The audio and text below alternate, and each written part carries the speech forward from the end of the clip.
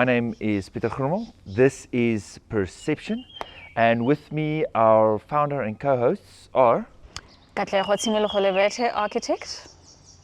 Disuzo Musi, senior architectural technologist.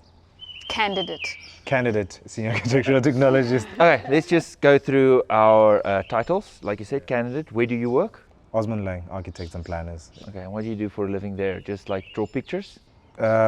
Draw pictures, draw plans, do calculations of XA, everything related to a technologist, basically. Okay. Yeah. All right, I'm currently working for a property investment and asset management company in Gauteng, essentially specializing in social housing and student accommodation. Okay. I'm just a YouTuber. No, I'm lying. I'm working for Entity Architects currently, and I'm just part of the planning divisions of office to apartment conversions. And let's talk about the podcast. We started this podcast because? Well, there's a couple of misconceptions about architecture which we genuinely want to dispel, considering that we're living in a developing country where we actually need to construct what we want to see from scratch. Yeah.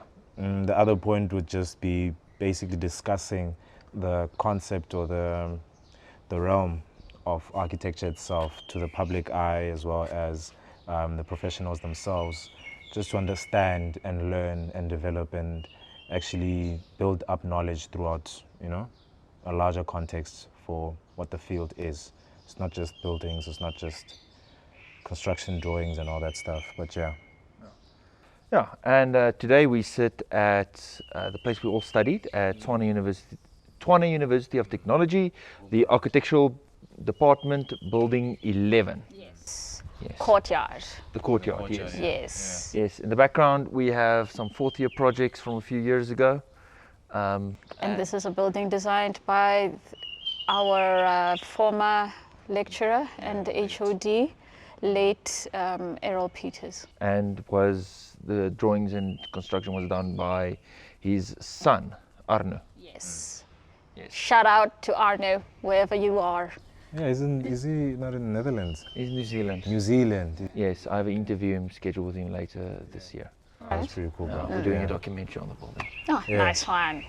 Yeah, I'm sure it's a proud one.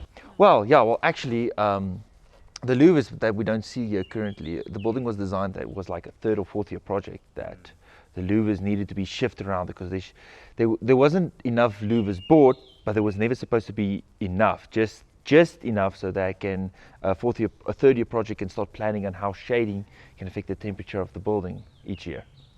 Which then ties into our discussion for today. The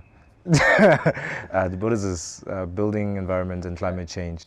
So the topic for today is Built environment and climate change. so let's start with climate change. Obviously it's a thing, we know, we're not Americans. We accept the humans have altered the climate in a way that will change for the next 200 years, even if we do everything correct today. Most of the flooding that is happening all over the world at the same time, the increasing wildfires, the cold snaps, the change in temperature, the long periods of droughts, the long periods of wetness, all over the world is part of climate change, which is affected not only by a severe El Nino this year, as well as higher CO2 levels. And September of 2023 is recorded as the warmest month in human history. Already? This one, yeah. Already? Like we just arrived. Yep, but Like, the date we just arrived. So, in the built environment, how do we react to such information? Well, certain things we need to accept. The built environment is one of the major contributors of climate change in terms of carbon emissions, whether air pollution and all the various pollutions. In order for us to find a solution, we would also have to participate actively in developing technologies and systems so that we can actually navigate our way through and out of our contributions towards climate change as professionals. I mean, we are the ones who make the buildings by designing them first. If it's on paper, we need to refine it so that it either actually gets designed into net positivity, which helps in the remediation of climate change, or it becomes net neutral, essentially. But doesn't that actually align with sustainable architecture? Not because now, if we're talking about architecture and climate, should I say the built environment and climate change, we're not just talking about sustainable. Sustainable ways of building and designing. We're actually talking about the impact as well of climate change on buildings, like what's changing because of climate change. Because right now, imagine if, let's say, Eskom, yeah? Let's just say Eskom doesn't exist and we rely on solar power, and then all of a sudden climate change takes the world in a different space where there's cloud cover and stuff like that, and the wind blows too much. Now we actually have to look at infrastructure that generates power from wind. That means our buildings or built environment changes immediately from that point. Well, before we go on that, let's just look at buildings that are 200 years old, even here in Pretoria, where those that were not designed correctly, even for their time, you can't live in them. Let's even just go back even to closer to modern periods. The buildings that were designed in the 70s, where you just had a concrete frame, you had brick at the south, and in the front they just had the steel press facade with glass on it, which was sufficient for the 70s. Today, that won't fly. They won't fly at all. Yeah. No. Well, I mean, we have to consider things such as what climate change is actually going to affect. I mean, human life as we have it now, we're pretty comfortable in comparison to the future in terms of our environments. Typical example, in South Africa, we are a food sufficient country relatively, depending on the economic LSM you're in. However, food prices, because of the effects of climate change, are probably going to increase. I mean, floods affect our food production systems very badly.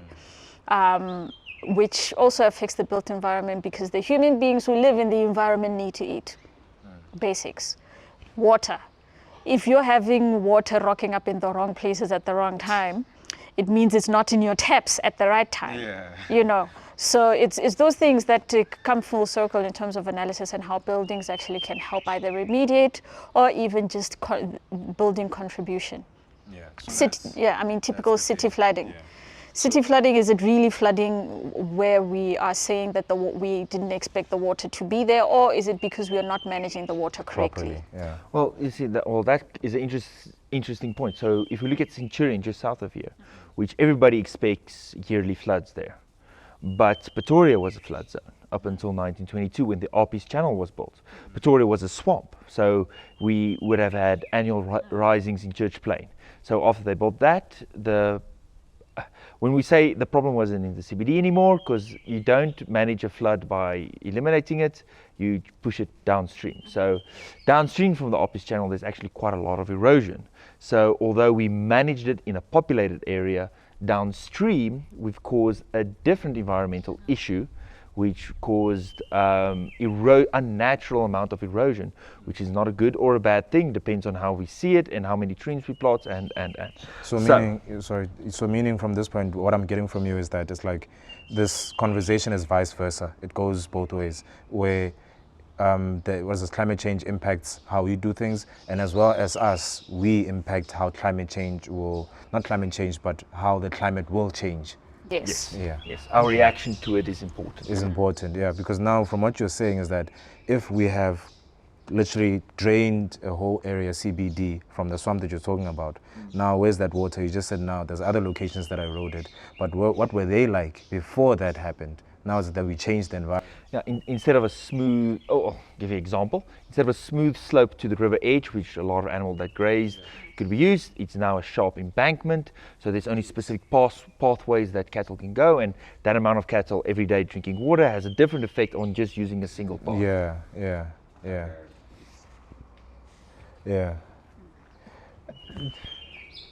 However, yeah, man, yeah, I hear what you're saying, and it's kind of that thing that I'm trying to understand. That okay, sharp, we build stuff, we change stuff, we change the environment around it. Now, do we actually consider that while we design, or not just us, but even civil engineers are part of this situation as well as other engineers?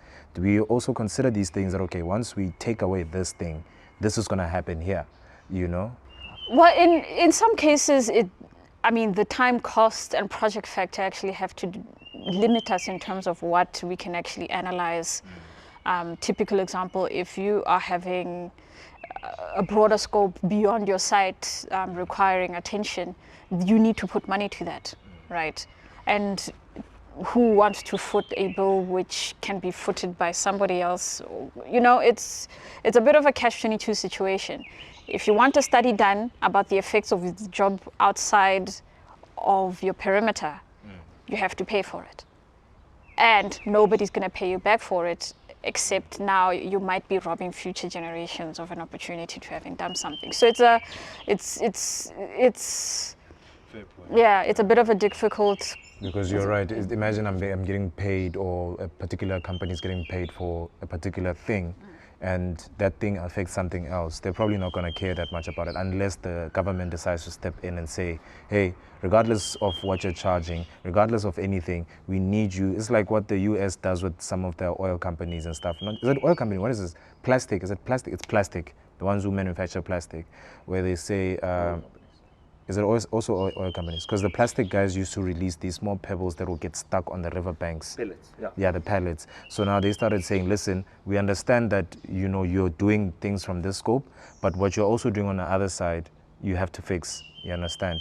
I know you're not going to earn money from it, but you're infringing in. Well, this is where legislation will come in, because I know the European recently passed legislation that bottle companies like Coca-Cola and Pepsi need to pay to clean up rivers now, because their product is wasting. And although in America they argued like, we're not responsible what people do because people have freedom, France and Germany basically decided that is true, but you give a product that is pollutant if people have the freedom of choice. So you either need to clean up or change your product. So they are spending hundreds of millions of euros a year to start cleaning up rivers. So that is a positive reaction or legislation done for environmental and climate change. So then in this case, what if the government decided to step in, or should I say legislation decided to step in and say, if you are going to create an environment like this and this and this, these are the guidelines to... That is where another problem, because over legislation creates a situation like California currently, where there are heavy environmental legislation, which is positive for the environment. But what it caused now was that everything gets so expensive. People earning 3-4 times my salary currently live in tents because they can't afford a house in the entire California. So you get situations where you will drive down a very rich street in Malibu, and you got on the one side just so many tents and porta potties, because people want to work, but they can't afford to live anywhere. So over legislation, it creates a human devastation factor as well. So that's where the balance needs to come in, because we have to legislate for humans to live in peace with the environment and not let the environment overrun us, because us as a species will become extinct then, which nobody wants. And we do need to preserve the environment so that future generations can enjoy it and survive off the environment. Yeah, and the future generation, we're talking about our own kids and grandchildren and stuff like that. So it's very important to actually look at that factor. But as much as you're saying over the legislation, that means you're just saying that means there's a safe amount we can apply. So maybe we should consider those, because they're already starting with this thing of when it comes to sustainable architecture itself, right? Just sustainable architecture, not the one we're talking about now. They already have these things of starting the JBCSA, right? Having to have professionals who are going to review for sustainable matters and issues. So now I'm like, okay, sharp, we have that. Now let's talk about things that actually affect the change, because now we're talking about sustainable architecture, making all these nice sustainable stuff in response to climate. That's why I love this topic. Well, the thing is, there's always a bit of a complex matrix at play when it comes to the built environment. Other than finances and actual physical earth resources and water and so on and so forth, there's also the human factor, whether you're speaking about human resources and education or you're speaking about politics. Right, this is the management of the entire system of human beings to ensure that we move in a trajectory which is meant to empower each individual. However, you can see when it comes to the different political systems all over the world that there's a bit of a knowledge disjuncture between what the general population wants to achieve versus what the politics wants to achieve. But not only that, let's compare legislation to, let's say, again, France and South Africa. South Africa is still a growing economy. If we take the restrictions and the legislation that France takes, then the amount of prosperity per person in South Africa would be very low. You don't have the opportunity to waste a lot of energy, let's say energy points, to get where you can be, where France had the opportunity to do that, to waste a lot of energy, to pollute a lot, to get to the rich level where they now have the opportunity to choose what they want. Where here in South Africa, we still have a large population of poor people who are now said, oh, you can't do all this pollutant stuff to enrich yourself because we have to be sustainable. So there's also that balance where we need to have available time, space and energy for people to enrich themselves in a free country and legislate to help the environment. That is an extremely difficult balancing act that South African legislation has at this point to do. Because you can't say we can't mine anymore, because that's the most environmental thing, is not to mine anymore, but how else are we going to enrich ourselves from the land very quickly if we can't use the raw materials here? So that's the balance. So on the one hand, we can be extremely environmentally protective when it comes to building and everything, but on the other side, we will not empower a lot of people because of that legislation. Well, I mean, a typical example is I was speaking to Pieter earlier regarding I have a bit of a philosophy which I apply. If you have a full fridge of raw food, you won't eat if you don't know how to cook, right? Doesn't matter how much stuff you have, if you can't use it, you really won't be able to harvest the benefits from it. We're living in we genuinely have a few people who know how to cook, and this population of cooks is able to cook for themselves, and it's a bit difficult to communicate with a person who doesn't know how to boil water about cooking a pot of pap, you know. So it's basically a general knowledge thing regarding self-management, self-mastery, learning the things that you need to be able to know in order to deliver what you need to empower yourselves, you know. Yeah, but I think just not finish it off, but to just somewhat bring it to some conclusion, is that first we have to acknowledge that sustainable architecture and stuff like that is not completely, but I would say 80% a result of, or should I say, a response to climate change, not a factor of, climate change, but a response to it, or political, because you just mentioned this thing, political reasons, Eskom. Now you walk around these big buildings, there's all these solar power things covered on top of it, right? And now people are starting to have them all over with these new companies. What is this company? The one that they now rent out solar panels to put on your roof for 3,000 Rand. And Go Solar, something like that. Yeah, so you have like that, right? So all these things are a response to a political situation. So that's another factor. So you are right to bring that topic in.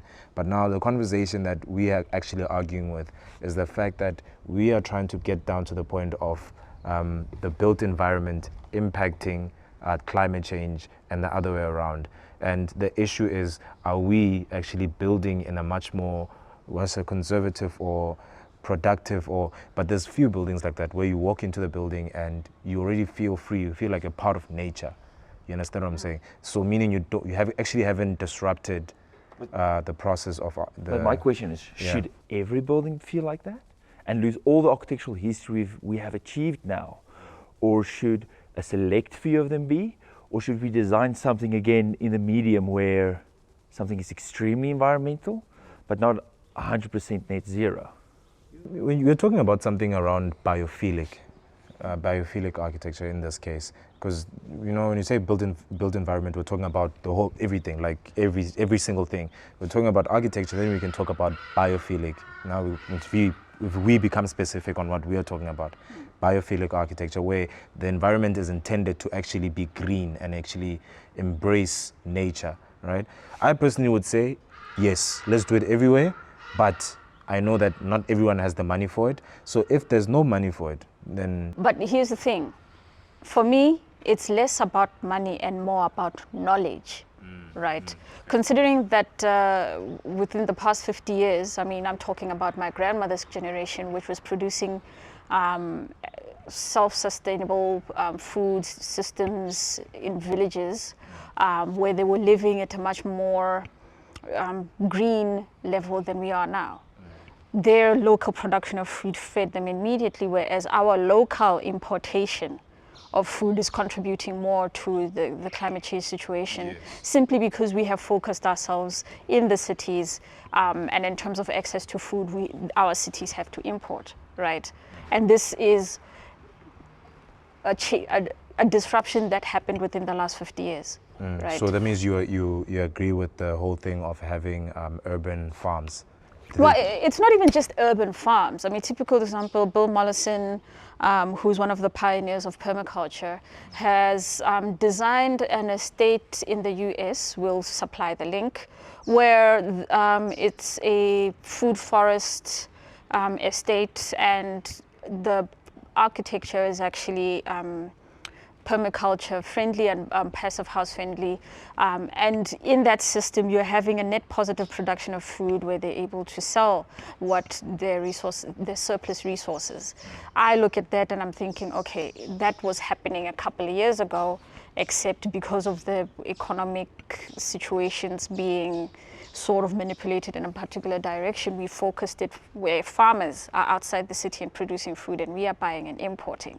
For me, it's about, as human beings, we know that wherever we are, we require clean air, food, water, clothing, and shelter, all sorts of other various shelters in order to operate. How about we make sure that all of those things we are given or empowered as individuals to take more responsibility rather than deploying the sourcing and management of that to an external person who we might not even know. So is it fair now for me to add another thing on top now to say, okay, so that means there is environmental climate change, there's social climate change, there's economic climate change, and there's political climate change, because that's the stuff you just spoke about. Well, throughout history, that's been happening. I mean, if you're looking... Because now all of them sound affected. A term I can add to that, and it's called geopolitics. Yes. Geopolitics in this case. I need to do more research on that as well. Yes, I mean, that's been happening even beyond our understanding of human survival, of written history, you know. And that's simply because as human beings, we are naturally intuitive towards wanting to self-sustain and live past our challenges, you know. However, in the 21st century, because of the amount of people and resources required for us to be able to live, how about we just avoid extinction? And that's a real possibility. Yeah. If you look at what climate change is doing with food security, there is a good food security and melting ice within the next 15 years, which is within our career's lifetime. There won't be any ice in the Himalayas, which supplies about a third to half of the world's population with water. That water needs to feed people, drink people, do industry, and this is just China and India. That alone will create a migrant crisis out of the areas, the different areas that we've never seen on Earth. Exactly. And that alone can cause human extinction. And I mean, when it comes to built environment design, especially when it comes to climate change, resilience is key. I mean, you remember the spring waves which hit the Cape Coast versus what happened in Durban, where you had coastlines wiped out within seconds, you know. And they're trying to rebuild now. They're going through a heavy, they're not even approaching it from a point of rebuilding. They're coming from a point of reconstructing the narrative of Durban. That's the new thing that they're going for, so that they can, because this is the second time, it's the third, I think it's the third time, but the other time I wasn't born, the other time I was still a kid, and then this one was one of those huge ones, you know. It's going to happen more. We should expect that. So now they're actually looking at researching and investing on students who can actually, focus their ideas and their masters and stuff like that into breaking down what's actually possible to actually help in future for this before they start rebuilding. Well, that has to happen across the board when you were speaking about professionals or students who are architects, or even your built environment systems of education. What's stopping a 6-year-old from actually having architectural extracurricular activities in order to have a better idea of environmental design and their ability to contribute towards their own future? Let's in it there. This is a topic we need to revisit, clearly, but we've run out of time. Okay, so we all need to choose a building. Dibs. If you guys are ever at Pretoria West, Building 11 from the Department of Architecture is a building designed to be not only a teaching building, but as well as environmentally conscious building. Not environmentally or neutral or anything, but environmentally conscious. I would suggest it won a few awards on it, so I suggest take a look at it, go research a bit. It's a great place to see in Pretoria. Hopefully by the time we release this episode, the Hemp Hotel in Cape Town will be ready. Holler to the people who produced it. May I please have access to that building. Big ups to the efforts that you've made in order to get us here. Much appreciated. Okay. This is by Wolf and Wolf Architects. Excellent. Your sustainable building. There's a couple. There's a couple, and I'm the whole time you guys are talking, I'm like, geez, yes, sir. Because I don't want a sustainable building. I want a building that responds to climate because of the topic. There's a bunch. You can look actually at all Victorian structures. They respond quite well to current climate. Especially they were designed to not only work in England, but as well as in India, which in response is a bit less harsh or more harsh than South Africa. I think I'll just mention, I'm just going to mention a type of architecture just to pay attention to, but now I'm not going to talk about climate. I'm going to talk about the social side. Time. Social climate, Mention a building. Okay, go check the New Zealand buildings out. The ones that have like those pulleys at the top there. Yeah, go check those out and ask yourself why they're like that. Now I'm gonna put a label on. TC didn't do his research. No, I didn't. No, I didn't. Okay. Clearly. Okay, social media handles. I'm at Instagram at architc, archi.tc, or LinkedIn, Tisetso Musi. Yeah, those are the two I'm active on now. _Katlego.t, this is Instagram, and Katlego Tilvete, LinkedIn. All my links, all my projects, everything's on my website, pietergroenewald.co.za.